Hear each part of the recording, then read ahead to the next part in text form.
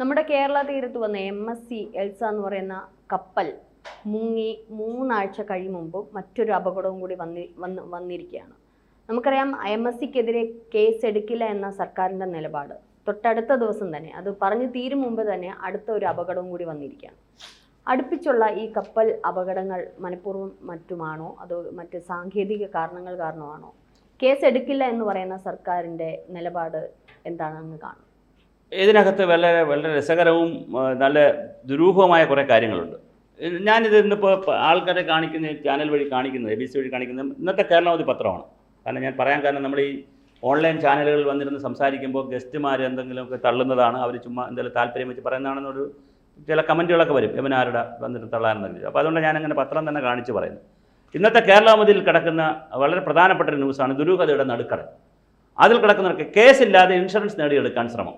എന്തുകൊണ്ട് MSC ഇതിനകത്ത് വന്നു? ആ കപ്പലിനെ സംബന്ധിച്ച്, കൊച്ചിയിൽ നടന്ന കപ്പലിനെ സംബന്ധിച്ച്, അപകടത്തെ സംബന്ധിച്ച്, അല്ലെങ്കിൽ കണ്ടെയ്നർ താഴ്ന്നതിനെ സംബന്ധിച്ച് ഇൻഷുറൻസ് കിട്ടണമെങ്കിൽ കേസ് വന്നാൽ വലിയ കമ്പനിയാണ്, കപ്പൽ കമ്പനി, ഇറ്റാലിയൻ കമ്പനിയാണ്, അവർ കേസ് പറഞ്ഞുകൊണ്ട് പോകും.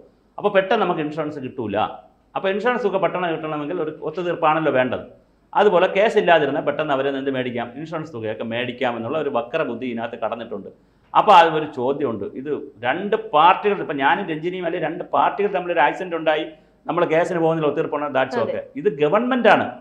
ഗവൺമെൻറ് എങ്ങനെയാണ് അങ്ങനെ ഒരു ക്രിമിനലായോ അല്ലെങ്കിൽ ക്രിമിനലായോ സിവിലായോ ഒരു കേസ് നടന്നിട്ടുണ്ടെങ്കിൽ, അല്ലെങ്കിൽ ഇത് പിന്നെ പർപ്പസായി നടന്നൊരു കാര്യമാണെങ്കിൽ ഇത് കേസെടുക്കണ്ടേ?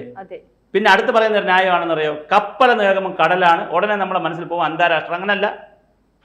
നമ്മൾ മഹാരാഷ്ട്രയിൽ കേസെടുത്തു. ഇതിനു മുമ്പ് ഇറ്റാലിയൻ 2 നാവികർ വെടിവെച്ചപ്പോൾ കേസെടുത്തു. അന്ന് പിണറായി വിജയൻ പറഞ്ഞു പിന്നെ സോണിയാഗാന്ധിക്ക് ഇറ്റലി ബന്ധമുള്ളത് കൊണ്ടും കോൺഗ്രസ് ഇവിടെ ഭരിക്കുന്നതുകൊണ്ട് Oommen Chandy സോണിയാഗാന്ധിയായിട്ടൊക്കെ relation means political relation ഉള്ളതുകൊണ്ട് കേസെടുക്കാത്തതാണെന്ന് പിണറായി വിജയൻ്റെ ബൈറ്റ് കിടപ്പുണ്ട് ഇവിടെ. അപ്പോൾ എന്താ സംഭവിച്ചത് ഇവിടെ? എന്നിട്ട് ഇപ്പോൾ എന്താ പറയുന്നത്? അപ്പോൾ അന്നൊരു നിയമം ഇന്നൊരു നിയമമാണോ? നമ്മൾ കേസെടുത്തല്ലോ, പക്ഷേ ഇൻ്റർനാഷണൽ കോർട്ടിൽ പോയി, അത് വേറെ കാര്യം. അപ്പോൾ FIR എന്ന് പറഞ്ഞാൽ എന്താ? FIR എടുക്കണം എന്നുള്ളതാണല്ലോ വിഷയം. ഫസ്റ്റ് ഇൻഫർമേഷൻ റിപ്പോർട്ട് എപ്പോഴാണ് എടുക്കുന്നത്? ഒരു സംഭവം ഉണ്ടായാൽ, ദുരന്തം ഉണ്ടായാൽ, അല്ലെങ്കിൽ ഏത് വിഷയമാവട്ടെ, വിത്തിൻ സെക്കൻഡ്സ് അവിടെ പോലീസ് വരണ്ടേ? മറൈൻ പോലീസ് വരണം, കോസ്റ്റൽ പോലീസ് വരണം, പിന്നെ എന്ത് വരണം, ലോക്കൽ പോലീസ് വരണം. 2016 ശേഷം നമ്മൾ നിയമം ഉണ്ടാക്കിയല്ലോ, 200 നോട്ടിക്കൽ മൈലിനകത്താണെങ്കിൽ ആർക്ക് കേസെടുക്കാം? ലോക്കൽ പോലീസിന് കേസെടുക്കാം. ലോക്കൽ പോലീസ്, മറൈൻ പോലീസ് ആവട്ടെ, കോസ്റ്റൽ പോലീസ്, ഇതൊന്നും നടന്നിട്ടില്ലല്ലോ. അടുത്ത് പറയുന്ന ഒരു ന്യായമുണ്ട്, ഇതിനകത്ത് ചില നിയമങ്ങളുണ്ട്. ഇപ്പോൾ പിന്നെ ഇന്ത്യൻ പ്രൊസീജിയർ കോഡൊക്കെ മാറിയിട്ട് ഭാരതീയ ന്യായ സംഹിത എന്നാണല്ലോ ഇപ്പോൾ BJP വന്നപ്പോൾ പേരിട്ടിരിക്കുന്നത്. അതിൽ 282, 125, 324 വകുപ്പുകൾ പ്രകാരം എന്തെടുക്കാം? കേസെടുക്കണം. പിന്നെ പരിസ്ഥിതിക്ക് നാശം ഉണ്ടായാൽ പൊല്യൂഷൻ കൺട്രോൾ ബോർഡിന് കേസെടുക്കാം. അത് സെൻട്രൽ പൊല്യൂഷൻ കൺട്രോൾ ബോർഡല്ല കേസെടുക്കുന്നത്. പിന്നെ അതുപോലെ 7, 8, 9, 15 വകുപ്പുകളുണ്ട് പൊല്യൂഷൻ പരിസ്ഥിതി നിയമത്തിൽ വച്ച് കേസെടുക്കാം. അപ്പോൾ പാരിസ്ഥിതികമായ കേസെടുക്കാം, സിവിൽ കേസ് വരും, ക്രിമിനൽ കേസ് വരും. ഇതെല്ലാം പറയുമ്പം അന്താരാഷ്ട്രമാണ്, കപ്പലാണ്. പിന്നെ പറയുന്ന ന്യായം കേൾക്കുന്നുണ്ട്. നമ്മൾ ഒരു റിപ്പോർട്ടിനെ കുറിച്ച് കേൾക്കുന്നുണ്ട്. അതിൻ്റെ അധികാരി ഞാൻ റിപ്പോർട്ട് കണ്ടില്ല, പക്ഷേ കാര്യം കേൾക്കുന്നുണ്ട്. ചീഫ് സെക്രട്ടറി എന്തോ റിപ്പോർട്ട് തയ്യാറാക്കിയിട്ട് ഇത് അദാനി കമ്പനിയുമായിട്ട് എന്തോ ബന്ധമുണ്ടെന്ന്. അതുകൊണ്ട് ഇനി അദാനി കമ്പനിയുടെ കപ്പൽ തന്നെ നാളെ വീണെന്ന് വിചാരിക്കുക. അദാനി കമ്പനിയെ സംബന്ധിച്ച് വേറെ ചില ചരക്കുകൾ കൊണ്ടുവന്നതിനെ സംബന്ധിച്ച് നേരത്തെ ചില ആക്ഷേപങ്ങളുണ്ടായിരുന്നു. കേസെടുത്തല്ലോ ഇന്ത്യ ഗവൺമെൻറ്. അപ്പോൾ ഇപ്പോൾ ഞാൻ ചോദിച്ചു, അദാനി കമ്പനിയുടെ ചരക്ക് കപ്പൽ പോകുന്നു, അല്ലെങ്കിൽ ഈ പറഞ്ഞ ഏതെങ്കിലും കപ്പൽ പോകുന്നു, അല്ല അനധികൃതമായി വന്നുകൂടാത്ത ചില വസ്തുക്കൾ കയറ്റിയെന്ന് വിചാരിക്കുക, നിരോധിക്കപ്പെട്ട രാജ്യത്ത് കേസെടുക്കത്തില്ലേ? ഭരണഘടനയ്ക്ക് താഴെയല്ലേ നമ്മളെല്ലാവരും? അതൊന്നും ഒരു ന്യായമല്ല. MSC കപ്പലിനെതിരെ കേസ് എടുക്കില്ല എന്നുള്ള സർക്കാരിന്റെ നിലപാട്. അത് വിഴിഞ്ഞം പോർട്ടുമായിട്ട് ഈ MSCക്ക് നല്ല സാമ്പത്തിക ബന്ധമുണ്ട് എന്നുള്ള സാമ്പത്തിക ബന്ധമോ സാമൂഹിക അതെന്ത് ബന്ധം എന്നുള്ള ബന്ധം അവിടെ നിൽക്കട്ടെ. അപ്പോൾ എങ്ങനെയാണെങ്കിൽ ഇന്നലത്തതും അത് തന്നെ, ഇന്നലത്തത് വേറെ ന്യായം പറയും. അപ്പോൾ അത് എന്ത് ന്യായമാണെന്നേ? നമ്മുടെ അല്ലെങ്കിൽ ശരി, കേരള ഗവൺമെൻറ് ഇപ്പോൾ ഇന്നലെ ഞാനൊരു 24 ചാനലിൽ ഒരു ചർച്ചയുണ്ട്. അവിടെ റെജി ലൂക്കോസ് ഉണ്ടായിരുന്നു. ഞാൻ പേര് പറയുന്ന കാര്യം, അദ്ദേഹം പറഞ്ഞ കാര്യങ്ങൾ ഇന്നലെ എനിക്ക് ഉറങ്ങാൻ പറ്റിയിട്ടില്ല. അത് മൊത്തം പൊട്ടത്തരമാണ് പറയുന്നത്. ഇപ്പോൾ ഒരു പൊട്ടത്തരം പറയുന്ന ഒരാളുടെ കൂടെ ഇരുന്ന് ചാനൽ ചർച്ച ചെയ്യുമ്പോൾ നമ്മളും പൊട്ടനായി പോകും. അപ്പോൾ എന്താ പുള്ളിക്കാരൻ പറഞ്ഞതെന്നറിയാവോ? പിന്നെ കേരള ഗവൺമെൻറ്റിന് കേസെടുക്കാൻ പറ്റത്തില്ല. അപ്പോൾ ഞാൻ അവിടെ ചോദിച്ചതിന് ഇവിടെയും ചോദിക്കുന്നു, ശരി കേരള ഗവൺമെൻറ് ഇങ്ങനെ പ്രശ്നമുണ്ട്, അവർ സെൻട്രൽ ഗവൺമെൻറ് എഴുതണ്ടേ? അല്ലെങ്കിൽ ഇൻ്റർനാഷണൽ ഇത് കത്തില്ലേ? ഞങ്ങൾക്ക് കേസെടുക്കാൻ പറ്റുന്നില്ല, ഇവിടെ വലിയൊരു സംഭവം ഉണ്ടായിരിക്കുകയാണ്.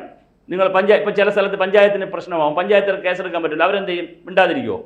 അവർ DGPക്ക് എഴുതും, സ്റ്റേറ്റിന് എഴുതും, അല്ലെങ്കിൽ സെൻട്രലിന് എഴുതും, അവർ ശ്രദ്ധപ്പെടുത്തും ഒഫീഷ്യലായിട്ട്. അപ്പോൾ ചോദിക്കും അവർ കണ്ടു, അങ്ങനെ കാണില്ല. ഒഫീഷ്യലായിട്ട് ശ്രദ്ധപ്പെടുത്തുമ്പോൾ ഇപ്പോൾ ദുരന്തം ഉണ്ടായി, നമ്മുടെ വയനാട്ടിൽ ദുരന്തം ഉണ്ടായി, കേരള ഗവൺമെൻറ് എന്തായാലും കത്തെഴുതിയല്ലേ ചെയ്തത്? അങ്ങനെയല്ലേ കേന്ദ്രത്തിന് സേന വന്നത്? കത്തെഴുതാ സേന വരുമോ? വരത്തില്ലല്ലോ. അപ്പോൾ ഇതൊക്കെ അറിയാം. എന്തൊരു ഉടായിപ്പാണ് നടത്തുന്നത് നമുക്കറിയത്തില്ല.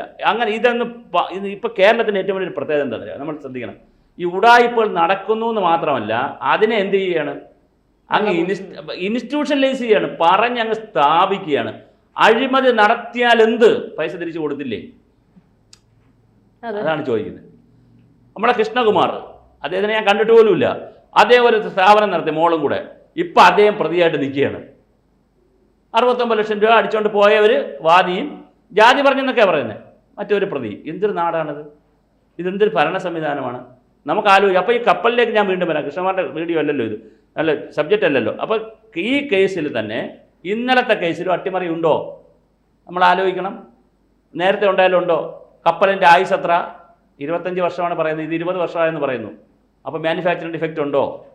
അതുപോലെ ഈ ഓരോ വസ്തുക്കളും 4.3, 4, 4.1, 6.1 ഇതെന്ന് പറയുന്നത് ക്ലാസിഫിക്കേഷനാണ്, ഈ ഇൻ്റർനാഷണൽ ക്ലാസിഫിക്കേഷനാണ്. ഇതിന് ഓരോന്നിനും പിന്നെ മീഥെയ്ൻ, ആൽക്കഹോൾ, ഇങ്ങനെ ഓരോ ഐറ്റം കൊണ്ടുപോകുന്നതിനകത്ത് നമ്പർ ഇട്ടിട്ടുണ്ട്. നമ്പർ മീൻസ് ക്ലാസിഫൈ ചെയ്തിട്ടുണ്ട്. ഇതിൽ പലതും എക്സ്പ്ലോസീവാണ്. പരസ്പരം ഒന്ന് ടൈറ്റ് ആയാൽ പോലും കത്തുന്നതാണ്, പൊട്ടിത്തെറിക്കുന്നതാണ്. ലൂസായാൽ പൊട്ടിത്തെറിക്കുന്നത്, പരസ്പരം പൊട്ടിത്തെറിക്കുന്നതാണ്. ചേരാൻ പാടില്ല പലതും തമ്മിൽ. പിന്നെ അതുപോലെ തന്നെ അപ്പർ ഡക്കിലാണ് തീപിടുത്തം ഉണ്ടായിരിക്കുന്നത്, എഞ്ചിൻ്റെ ഭാഗത്തല്ല. അപ്പോൾ ഒരുപാട് നിഗൂഢതകളും പ്രശ്നങ്ങളും ഉള്ളൊരു കേസിൽ അല്ല ഒരുമാതിരി മറ്റേ മേരിയും കുഞ്ഞമ്മയും കൂടി ചാള മുറിക്കുമ്പോൾ ഉണ്ടാകുന്ന തർക്കമുണ്ടല്ലോ, അവർ പറഞ്ഞു തീർക്കട്ടെ എന്ന് പറയുന്നൊരു തർക്കമുണ്ട്. അതുപോലെ അല്ല ഇത് കൈകാര്യം ചെയ്യേണ്ടത്. സാർ അത് പറയുമ്പോഴും അവിടെ ഒരു നിഗൂഢത നിൽക്കുന്നുണ്ട്. MSCയുടെ യന്ത്രത്തകരാറാണ്, മാത്രമല്ല ഈ ചരക്ക് കപ്പലിന്റെ ഓവർലോഡിംഗ് ആണ് എന്നൊക്കെ ഉള്ള നിരവധി പ്രശ്നങ്ങൾ അവിടെ ഉന്നയിക്കുമ്പോൾ ഇവിടെ ഇപ്പം തീ പടർന്നുകൊണ്ടിരിക്കുകയാണ്. ഈ ഉൾക്കടലിലേക്ക് വലിച്ചുകൊണ്ട് പോകുമ്പോൾ അത് എത്രമാത്രം നമുക്കറിയാം. മുംബൈ അതുമായി കണക്ട് ചെയ്തെങ്ങനെ പോയി കഴിഞ്ഞാൽ അവിടെ വലിയൊരു സ്ഫോടനം ഉണ്ടാവും.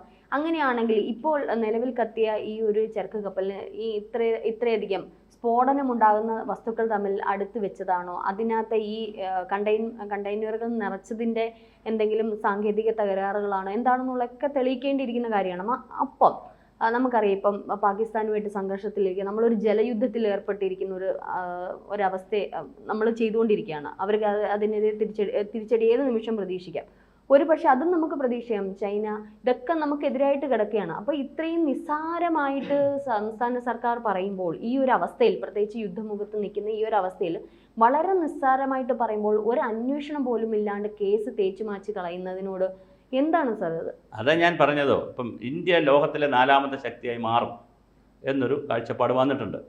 പിന്നെ ജർമ്മനിയെ കൂടി പിന്നിലാക്കി കഴിഞ്ഞാൽ 3ാമത്തെ ശക്തിയാവും. അമേരിക്ക, ചൈന, അത് കഴിഞ്ഞാൽ ഇന്ത്യ വരും. ഇപ്പോൾ ജർമ്മനിയാണ്, ജപ്പാനെ തള്ളിയിട്ട് നമ്മൾ 4 വന്നു കഴിഞ്ഞു. 28ഓടുകൂടി നമ്മൾ എവിടെ എത്തുമെന്നാണ് പറയുന്നത്? 3ാമത്തെ ശക്തിയാവും. സൈനിക ശക്തി ഇപ്പം നമ്മൾ വലിയ ശക്തിയായി മാറിക്കൊണ്ടിരിക്കുന്നു. പിന്നെ ട്രെയിൻ പോലുള്ള കാര്യങ്ങളിൽ നമ്മൾ ബുള്ളറ്റ് ട്രെയിനും ഹൈഡ്രജനും ഒക്കെ കണ്ടുപിടിച്ച് മറ്റ് വിദേശ രാജ്യങ്ങളിൽ ജപ്പാനിൽ നിന്നും ചൈനയിൽ നിന്ന് വാങ്ങിച്ചുകൊണ്ടിരുന്ന രാജ്യങ്ങൾ നമ്മുടെ രാജ്യത്ത് ഓഫർ തന്ന് വാങ്ങാൻ തുടങ്ങിയിട്ടുണ്ട്. അപ്പോൾ സാങ്കേതിക രംഗത്ത് നമ്മൾ ഒരുപാട് മുന്നോട്ട് പോയി, സൈനിക രംഗത്ത് മുമ്പോട്ട് പോകുന്നുണ്ട്. GDP-യിൽ മുന്നോട്ട് പോയ കണക്ക് പറയുന്നു. അതിൻ്റെ ഗുണം സാധാരണക്കാർ കിട്ടിയോ എന്നുള്ള വേറെ ചർച്ചയാണ്, അത് വേറൊരു വീഡിയോ, വേറൊരു സബ്ജക്റ്റാണ്. പക്ഷെ നടക്കുന്നുണ്ട് കാര്യങ്ങൾ. അപ്പോൾ ഇത് നടക്കുമ്പോൾ ഇന്ത്യയുടെ ഒരു അറ്റൻഷൻ ലോകത്ത് പിടിക്കുന്നുണ്ട്. അതിനിടയിലാണ് നമ്മുടെ വിഴിഞ്ഞം പോർട്ട് വന്നത്. അപ്പോൾ ഇതെല്ലാം കൂട്ടി വായിച്ചുകൊണ്ട് വേണം നമ്മൾ എന്ത് ചെയ്യേണ്ടത്, ഈ വിഷയങ്ങളെ സമീപിക്കേണ്ടത്. അപ്പോൾ അതിനകത്ത് അന്താരാഷ്ട്ര തലത്തിലുള്ള ഗൂഢാലോചന ഉണ്ടോ കേരള സർക്കാരിന് കണ്ടുപിടിക്കാൻ പറ്റത്തില്ല. ശരിയാണ്. മാത്രമല്ല ചൈന കോവിഡ് പോലുള്ള വൈറസുകളെ വരെ ലോകരാജ്യങ്ങളിൽ കടത്തി അവരുടെ യുദ്ധം എന്ന് പറയുന്നത് ഇത്തരത്തിലുള്ള കുബുദ്ധി നിറഞ്ഞ യുദ്ധമാണ് അവർ ചെയ്യുന്നത്. ഏത് രീതിയിലും സമ്പദ് വ്യവസ്ഥയെ എങ്ങനെ തകർക്കണം, മനുഷ്യരാശിയെ എങ്ങനെ കൊന്നൊടുക്കണം. ഇപ്പോൾ തന്നെ അമേരിക്കയിലേക്ക് കടത്തിവിട്ട 2 വൈറസുകളാണ്, കൃഷിനാശം ഉണ്ടാക്കുന്ന തരത്തിലുള്ള 2 വൈറസുകൾ കടത്തിവിടുകയും അത് കണ്ടെത്തുകയും ചെയ്തു.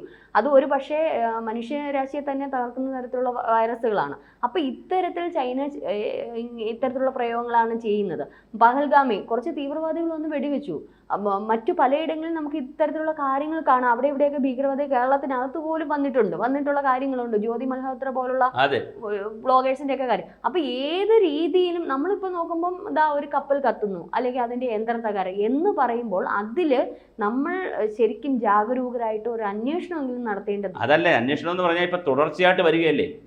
ഒരു സംഭവം ഉണ്ടായി, ഓക്കെ, സമ്മതിച്ചു, നമ്മൾക്കൊരു അബദ്ധം പറ്റി, കപ്പലുകാർക്കോ അല്ലെങ്കിൽ കപ്പലിനോ അബദ്ധം, രണ്ടാമത് വീണ്ടും വരികയാണ്, അതിനേക്കാൾ വലുതാണ് വരുന്നത്. അപ്പോൾ തുടർച്ചയായിട്ട് ഇത് സംഭവിക്കുന്നതിന് യാതൊരു മുന്നറിയിപ്പ് വരുന്നില്ല, അന്വേഷണം വരുന്നില്ല, ആദ്യത്തിൽ അന്വേഷണം വരുന്നില്ല, ഇതിനാവശ്യം നടപടികൾ എടുക്കുന്നില്ല. ചോദിക്കുമ്പോൾ അതിനകത്ത് ഇന്ന ആളുടെ ബന്ധുവാണ്, അല്ലെങ്കിൽ ഇന്ന ആളുടെ അതിനകത്ത് ഷെയർ ഉണ്ട്, അതിൻ്റെ മുതലാളിയാണെന്ന് പറയുന്നു, ഒരു വശത്ത് പറയുന്നു, പിന്നെ ഇൻഷുറൻസ് കിട്ടാനാണെന്ന് പറയുന്നു, പിന്നെ ഞാൻ ഈ പറഞ്ഞതുപോലുള്ള ചില പ്രശ്നങ്ങൾ. സ്വാഭാവികമായിട്ട് രണ്ടാം ലോക മഹായുദ്ധം കഴിഞ്ഞതിന് ശേഷം നാഗസാക്കി ഹിരോഷിമയിലും ബോംബിട്ടതിന് ശേഷം ഇപ്പോൾ ബോംബ് കൊണ്ടൊന്നുമല്ല ആരെയും ആക്രമിക്കുന്നത്.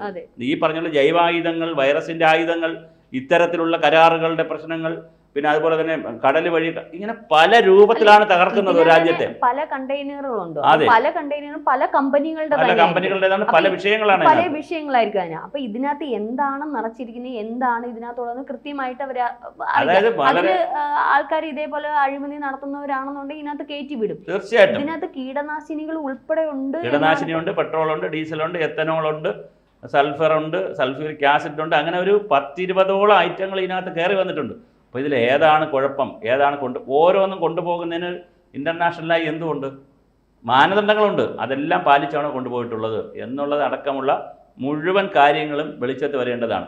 ഇവിടെ സംഭവിക്കുന്ന എന്താണ്, അതൊന്നും സംഭവിക്കുന്നില്ല. പിന്നെ മറ്റേ MSCയുടെ കാര്യമുണ്ടല്ലോ, മറ്റേ പ്ലാസ്റ്റിക് ഗ്രാനുൾസ് ഉണ്ടല്ലോ, അതിങ്ങനെ നമ്മുടെ തീരപ്രദേശത്ത് കിടന്ന് അടിക്കുകയാണ്. പാവപ്പെട്ട ആളുകൾ അതിലിങ്ങനെ കൈ വാരി, മത്സ്യത്തൊഴിലാളികൾ വാരി വെച്ച് എന്ത് ചെയ്യണമെന്ന് അറിയാതെ അവർ നിൽക്കുകയാണ്. അപ്പോഴൊക്കെ നമ്മുടെ സിസ്റ്റം എവിടെയാണ്? നമ്മളെവിടെയാണ് ഈ സംവിധാനങ്ങളെക്കുറിച്ച് ആലോചിക്കുന്നത്? കൊച്ചിയിൽ കപ്പലവിടെ ഉണ്ടായപ്പോൾ നമ്മുടെ ദുരന്ത നിവാരണ അതോറിറ്റി പറഞ്ഞെന്താണെന്നറിയോ, കൊച്ചിക്ക് വടക്കോട്ടുള്ള ഭാഗങ്ങളൊക്കെ ഉള്ള ആളുകൾ ശ്രദ്ധിച്ചോളാൻ. പക്ഷേ മുഴുവൻ അപകടം ഉണ്ടായത് എവിടെയോട്ടാ? തെക്കോട്ടാണ്. ഇതൊക്കെ എന്തിൻ്റെ ബേസിലാണ് പറയുന്നത്? ഏതാണ് ഇതിൻ്റെ സയൻസ്? പിന്നെ ഇതിന് ഒരു കാര്യം കൂടി പറഞ്ഞ് നമുക്ക് അവസാനിപ്പിക്കും. ഇതിൻ്റെ ഇടയിൽ കൂടി മന്ത്രി വന്നിട്ട് പറഞ്ഞു എല്ലാവരും മീൻ കഴിച്ചോളിയും കുഴപ്പമില്ല. ഏത് സയൻസിൻ്റെ അടിസ്ഥാനത്തിൽ പറഞ്ഞു? ആര് പഠനം നടത്തി? ആളുകൾക്കൊരു പ്രിക്കോഷൻ കൊടുക്കണം. അപ്പോൾ ചോദിക്കും മത്സ്യത്തൊഴിലാളികൾക്ക് അവർക്ക് വേറെ ജീവനോപാധി കൊടുക്കണം. ഈ കാലഘട്ടത്തിൽ മത്സ്യത്തൊഴിലാളികളെ രക്ഷിക്കണം, കരയിലുള്ളവരെ രക്ഷിക്കണം. മത്സ്യത്തൊഴിലാളികൾക്ക് തൊഴിൽ കൊടുക്കണമെന്ന് പറഞ്ഞ് കരയിലുള്ളവർ ഇത് കഴിക്കണമെന്നാണ് അല്ല പറയേണ്ടത്. മത്സ്യത്തൊഴിലാളികളോടും പറഞ്ഞ് മനസ്സിലാക്കണം, നിങ്ങൾക്ക് തൽക്കാലം വേറെ ജീവനാംശം തരാം, വേറെ തുക തരാം എന്ന് പറഞ്ഞ് പണം കൊടുത്തിട്ട് ഇത് പരീക്ഷണം നടത്തിയിട്ട് വേണം പറയാൻ. ഇത് ഏതെങ്കിലും 1, 2, 5 മത്സ്യം എടുത്ത് പരിശോധിച്ചിട്ട് ഇത് ശരിയല്ല എന്ന് പറയുന്നത് എങ്ങനെയാണ്? അല്ലെങ്കിൽ കഴിച്ചോളൂ എന്ന് പറയാം. അപ്പം ഇതെല്ലാം ഒരുതരം ഉഡായിപ്പ് സംവിധാനമാണ്. നമുക്കറിയില്ല ഈ ഡെമോക്രസി എങ്ങോട്ടാണ് ആളുകളെ കൊണ്ടുപോകുന്നത്. സംസ്ഥാന സർക്കാരിനെ ഇനി നമുക്ക് വിശ്വസിക്കാൻ പറ്റാത്ത. സംസ്ഥാന സർക്കാർ ഇനി പറഞ്ഞില്ല, ഇതാണ് ഇത്തരം കാര്യങ്ങളിലാണ് ചെയ്തുകൊണ്ടിരിക്കുന്നത്. അവർ മറുപടി പറയുന്നതാണ് തമാശ. അതെ, വിശ്വസിക്കാൻ ഇനിയിപ്പോൾ കഴിയില്ല. ഇനിയിപ്പോൾ അടുത്ത ഒരു എന്തായിരിക്കും രാജ്യത്തിന്റെ തീരുമാനം? എന്തായാലും കേന്ദ്രം ഇത് അറിഞ്ഞിട്ടുണ്ടായിരിക്കാം, ഉള്ള ഈ ഒരു അപകടങ്ങളുമായിട്ട് ബന്ധപ്പെട്ട് ഒരു അന്വേഷണം അവിടെ നിന്ന് വരാൻ സാധ്യത. തീർച്ചയായിട്ടും ഇതിനകത്ത് ഇവർ അന്വേഷിക്കും പോലെ തന്നെ അവരന്വേഷിക്കണം. അവർക്ക് ഇതിനകത്ത് ഉത്തരവാദിത്തം. നമ്മൾ സ്റ്റേറ്റ് ഗവൺമെന്റിനെ മാത്രം പറയുന്നില്ല ഞാൻ, പക്ഷേ സ്റ്റേറ്റ് ഗവൺമെന്റിനെ പോലെ തന്നെ ആർക്കും ഉത്തരവാദിത്തമുണ്ട്? സെൻട്രൽ ഗവൺമെന്റിനും കോസ്റ്റ് ഗാർഡിനും നേവിക്കും എല്ലാം ഇതിനകത്ത് കൂട്ടുത്തരവാദിത്തമുണ്ട്. ഇപ്പോൾ കോസ്റ്റൽ പോലീസ്, മറൈൻ പോലീസ് എന്നൊക്കെ പറയുന്നതിനകത്തൊക്കെ ഒരുപാട് പേർക്ക് ഉത്തരവാദിത്തമുണ്ട്. പക്ഷേ ഈ ജനങ്ങളെ സംബന്ധിച്ച് പക്ഷത്ത് നോക്കുമ്പോൾ അവരവർ ചെയ്യേണ്ട ഉത്തരവാദിത്തങ്ങൾ എന്ത് ചെയ്യുന്നില്ല. ഇതങ്ങ് തേഞ്ഞു മാഞ്ഞു പോവും. വീണ്ടും അടുത്ത കേസ് വരും. അപ്പോഴാണല്ലോ 4 ദിവസത്തേക്ക് വാർത്തയാവും, വീണ്ടും അതങ്ങ് തീരും. ഇങ്ങനെ ഒരു ദുരന്തങ്ങളിൽ ജീവിക്കാൻ വിധിക്കപ്പെട്ടൊരു സമൂഹമായി നമ്മൾ എന്ത് ചെയ്തിരിക്കുകയാണ്, മാറിക്കൊണ്ടിരിക്കുകയാണ്. കൂടുതൽ വാർത്തകളും വിശേഷങ്ങളും നിങ്ങളിലേക്ക് എത്താൻ ABC മലയാളം സബ്സ്ക്രൈബ് ചെയ്യുക, ബെൽ ബട്ടണും അമർത്തുക.